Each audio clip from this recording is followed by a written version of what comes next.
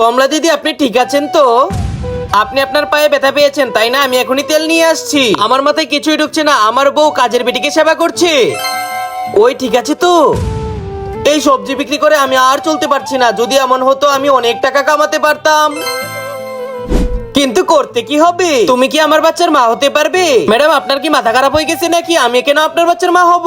আরো টাকা দিব। কত দি? তোমার পেটে আমার বাচ্চাকে 9 মাস রাখতে হবে এবং 9 মাস পরে তোমার বাচ্চা হলে আমাকে দিয়ে দিতে হবে। আর এইটার বিনিময়ে তুমি যত টাকা চাও ততই দিব। কিছু প্রিয় জিনিস খেতে ইচ্ছা করছে দিদি। যত খেতে মন চায় তত খেয়ে নাও। বাচ্চা কি লাথি মেরেছে? শোনো, বউয়ের বাচ্চা পেটে 7 মাস হয়ে গেছে কিন্তু ওর পেট বড় হচ্ছে না। ওর বাচ্চা ঠিক আছে তো? এখন আমার পেটে বাচ্চা আছে মনে হচ্ছে তো?